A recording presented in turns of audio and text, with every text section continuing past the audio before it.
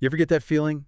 Hmm. Right before you got to like be on. Oh, yeah. Like stepping on stage or Sure. walking to a huge meeting. Absolutely. Or even hitting send on a really important email. Yeah. Like that knot in your stomach, the racing thoughts. Yeah, totally. It's like we all know it, right? Yeah. It's funny how we all kind of have that same experience, you know? But some people just seem to handle it so much better. Yeah, that's what's so fascinating. It's Yeah. like the same energy, Right. but some people, it totally cripples them. Yeah. And other people, they turn it into like, you know. Fuel. Yeah. Rocket fuel, yeah. So that's kind of what we're diving into today, right? Yeah. This whole world of like mental preparation, Exactly. pre-performance routines. Yeah. And we've got Daniel McGinn's book. Yeah. Psyched Up. Psyched Up. That's Yeah. interesting. A ton of different perspectives in there. Yeah. And it's really about going beyond, you know, the usual just stay calm advice. Right. It's like, okay, but how do you actually do that? Exactly. So how do the best of the best get ready for these big moments? Well, that's what we're going to unpack. Yeah. And hopefully give you some actionable stuff Right, right. that you can use in your own life. Exactly. And the book starts off with this really striking example of this neurosurgeon. Yeah, Mack McLaughlin. Mack McLaughlin, yeah. Interesting guy. So you think about, you know, a surgeon right before a big operation. You think they'd be pretty calm, collected? Yeah, you think they'd be like, you know. Maybe checking their email. Yeah, chatting with the nurses. Yeah, just kind of like. Like just casual. Yeah. Right? But McLaughlin's totally different. Oh, yeah. He's got this whole routine. Yeah. It's very specific. Yeah, so he's in like a darkened corner of the locker room. Of the locker room. Yeah. Listening to back. Quietly. Yeah. Just like getting in the zone. And then he has his 5 Ps. Yeah, his little mental checklist. Pause, patient, plan. Positive prayer. Yeah. I love that. And then even his music selection. Yeah, this is wild. Isn't random? No. Look, he's got country music for routine surgeries. Okay. Classical for the high-pressure ones. Oh, wow. George Strait, if there's going to be bleeding. Really? And then John Hyatt's, what is it, 3-year hands. Oh. For the really tough ones. That's so interesting, the specificity of it. I know, right? It's like he's really trying to dial in a very specific feeling. Yeah, it's almost like, you know, the soundtrack to the surgery, right? Like he's scoring it in his head. Exactly. Like, wild. And then it gets even weirder, right? Okay, yeah, let's hear it. So he has this thing about the lidocaine dosage. It has to end in the number 9. Really? Yeah, like it's his lucky number or something. Oh, wow. And then, get this. Yep. He wants his mentors, Peter Janetta, outdated surgical tools nearby. Even though he doesn't use them? Even though he never uses them. Wow. He says it gives him comfort. Like his mentor's there with him. Oh, that's interesting. And then he also has this like adversarial mindset. Oh, yeah. Towards the disease. Yeah. Like he's talking trash to it in his head. I love it. He's like, I'm going to get you, tumor. Oh, man, that's so funny. Yeah. But you know what? It makes sense. In a way, it's like he's externalizing the challenge instead of it being like, you know, this thing inside. Yeah. It's like this enemy out there. Yeah, and he can focus on that. Yeah, exactly. But here's the thing. Yeah. The book says there's no proof. No scientific proof. That this actually makes him a better surgeon. Right. But he believes it does. But that's the thing, right? Yeah. Belief is so powerful. He thinks it helps him focus. Yeah. Reduce errors. And if he believes it, yeah, it probably does to some extent, right? And that's kind of a theme that we see throughout the book, right? Yeah, totally. Power of belief. Yeah. But the takeaway here isn't to like listen to Bach or pray. Yeah. Is to think about creating your own routine. Yeah, exactly. Like what are the steps you can take before any challenging thing to kind of signal to your mind. Yeah, like this is go time. This is it. We're getting serious. Yeah, and it doesn't have to be as elaborate as McLaughlin's. Right. It could be small things. Yeah. What works for you? So thinking about routines, yeah, this takes me back to my not-so-great athletic career in high school. Oh, yeah? Yeah, I was more of a bench warmer. Okay. I feel that. Than like a star player. Yeah. But even then, I was always fascinated by how the coaches would try to like mentally prepare us, you know. Get you in the game. Yeah, right before a game. Psych you up. But there's a lot of like rah-rah motivational stuff. Yeah, old school. And sometimes it worked.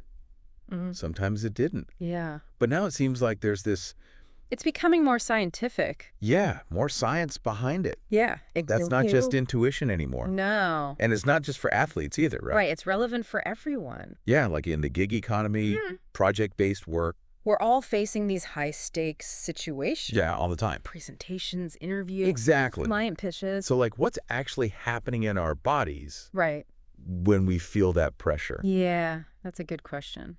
The book talks about this fight or flight response. Yeah, the adrenaline rush.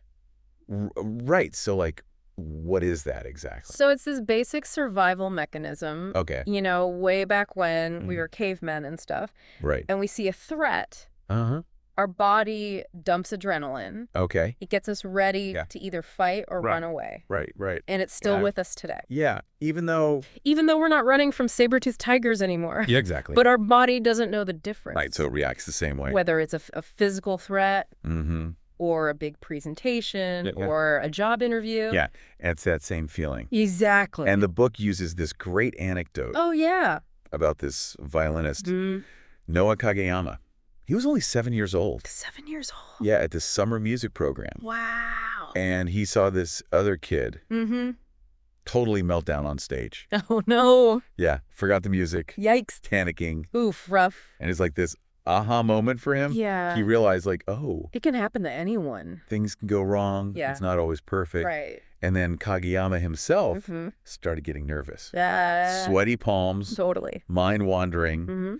And the book talks about how this fight or flight response can actually mess up your performance. Oh, yeah, for sure. Like for musicians. Yeah. Cold fingers for a pianist. Yeah, you can't play. Shortness of breath for wind instruments. Makes sense. It's like the things you need to perform well. Things that get messed up. Are the things that get messed up. By the anxiety. By the anxiety. It's so counterproductive. Yeah, it's crazy. It's like your body's working against you. Totally. Yeah. So Kageyama started looking for ways to manage this anxiety. Smart. He tried this centering exercise. Okay. And this performance skill inventory. Interesting. Like early attempts to understand and deal with it. So he's like a pioneer in this field. Yeah, but here's the funny thing. Okay. He actually ended up switching from performing to teaching. Really? Yeah, like teaching others. That's fascinating. How to overcome performance anxiety. His own struggles became his expertise. Exactly. Yeah. So he really figured some stuff out. Yeah, clearly. And this leads to this other research that challenges this idea of like, just calm down. Right, because we've all heard that. Yeah, like everyone says that when you're nervous. Just calm down. It'll be fine. But it's not that simple. No, not at all. So this researcher, Alison Wood Brooks. Yeah, her research is fascinating. She looked at like Princeton Roaring 20 auditions. Okay. And American Idol contestants. Oh, wow, yeah. And she noticed this difference between how people express their nerves. Right.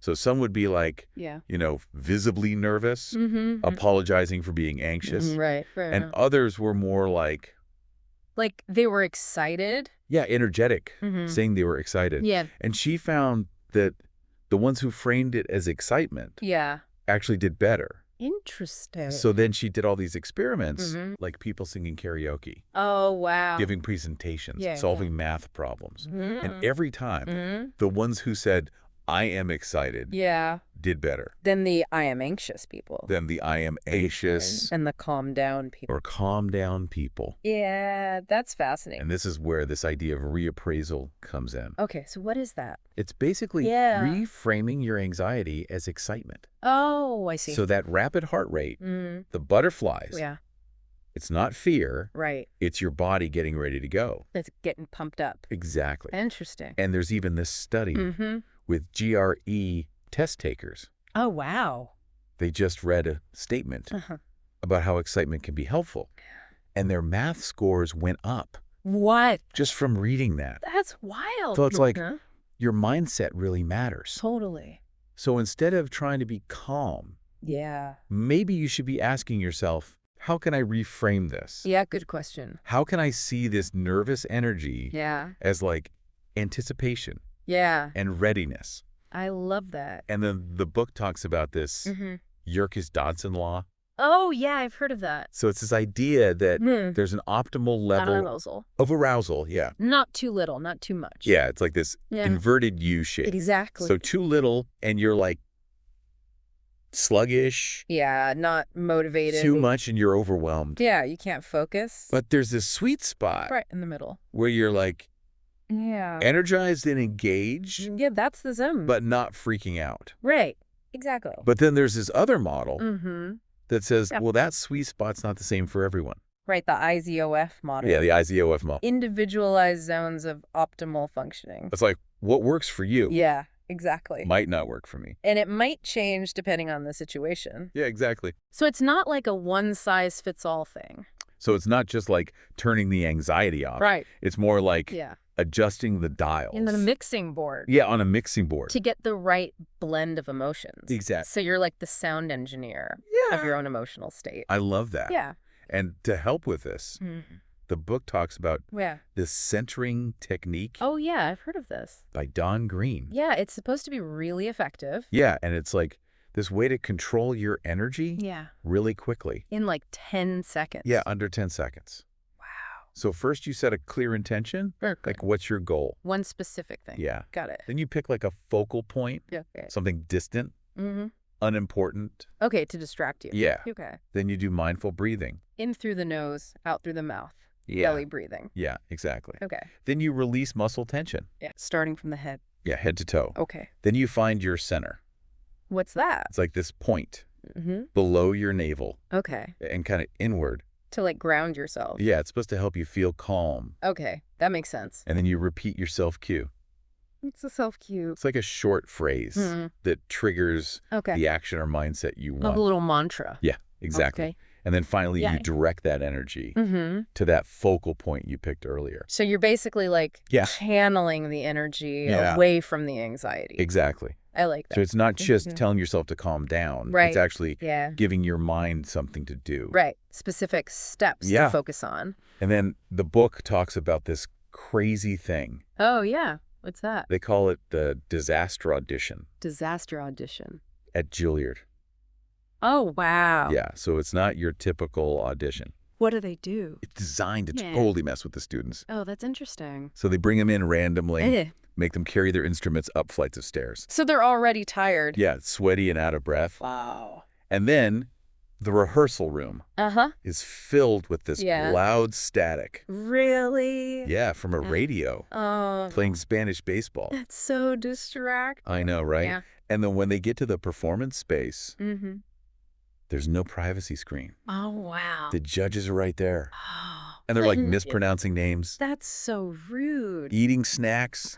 Taking phone calls. Oh, come on. One judge kept rushing them. Really? Yeah, saying stuff like, whenever you're ready, you can start now. Oh, the pressure. Yeah, like, we're waiting. Oh, that's so uncomfortable. And then there were even booby traps. What? Yeah, like... Like what? Like they put at the piano. Yeah. So the keys would play weird. That's crazy. So the whole point was to see how they would handle it. Yeah. Like, would they fall apart? Right. Would they lose their colluding? Yeah, or would they stay focused? Yeah. And the winner that year, Tomer Gewurtzman, he handled this one moment really well. What happened? His piano bench kept tilting forward. Oh, man.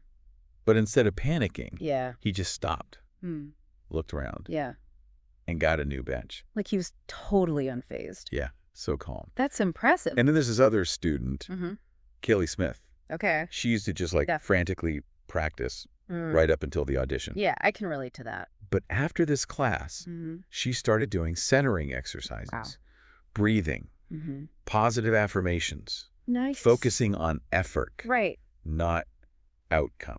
I like that. And she said, even with all the chaos, she still felt good about her performance. That's amazing. So it's like you can train yourself to stay focused. Even in the midst of distractions. Exactly.